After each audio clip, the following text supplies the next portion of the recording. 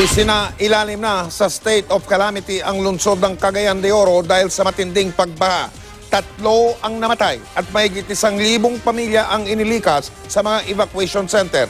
Kamustahin natin ang sitwasyon doon sa mga sandaling ito. Nakatutok live si Steve Daylisan. Steve.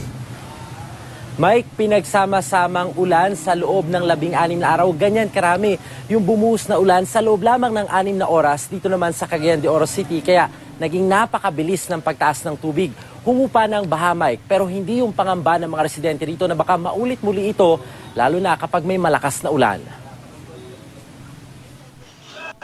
Nagmistulang lawa ang parking lot sa harap ng hotel na ito sa Cagayan de Oro City kahapon ng umaga dahil sa walang tigil na pag-ulan. Bandang hapon, ilang sasakyan ang lubog na sa baha. Ang ilang tao napilitan ng kumapit sa railing sa gilid ng kalsada. Meron ding van sa isang gasolinahan na tila tatangay na ng baha pero nagbayanihan ng mga tao para itabi ito. Ang ibang nasa mataas na lugar, stranded. Bandang gabi, naipon ng mga tao sa isang mall complex. Di na sila makababa sa hagdan dahil sa baha. Marami ang stranded. Ang iba naman, lumusong pa rin sa baha, bit-bit ang mga bata. Kuha rin ito kagabi sa harap ng dating Mindanao University of Science and Technology.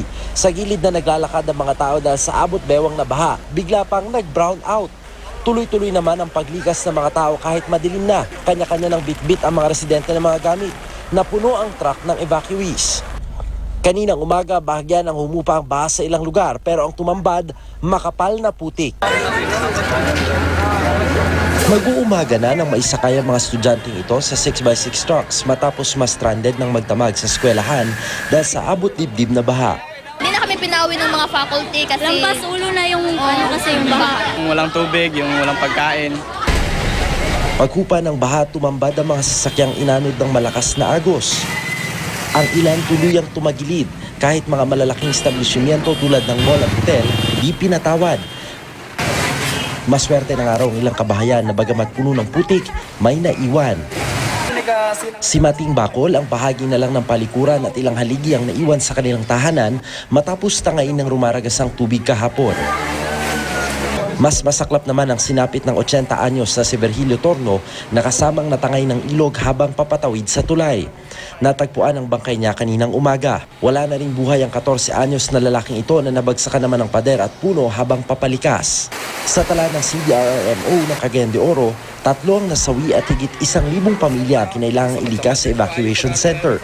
Hindi raw sila nagkulang sa pag-abiso sa paparating na ulan pero kahit sila, nasurpresa sa dami at tagal ng pagbuhos nito.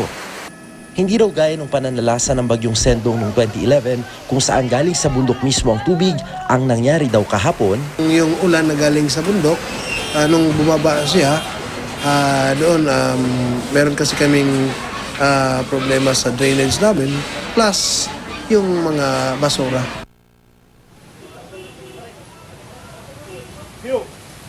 Alam mo, Mike, wala pang inilalabas na opisyal na taya ng halaga ng pinsala sa ari-arian, yung CDRMO at maging yung PDRMO. Pero gusto ko ipakita sa inyo yung mga sasakyan dito na talaga namang nakalubog kahapon. Karamihan dito ay nakalubog pa rin sa putik. Marami dito ay hindi na mapaandar. Yung iba kanina ay ni-record na lamang. Pero ang pinaka nakakalungkot dito, Mike, ay yung nabalitaan natin, ibinalita sa atin ng PDRMO na abot sa 7 yung naitalang patay dun sa nangyaring pagbaha kahapon dito sa probinsya ng Misamis Oriental. Meron pa rin mangilan-ngilan, Mike, na mga piniling manatili dun sa mga evacuation center, lalo't nagpaabiso muli ang mga otoridad na posibleng makaranas pa rin ng pag-ulan dito sa probinsya at maging dito sa Cagayan de Oro City ngayong gabi. Mike. Maraming salamat, Steve Daylisan.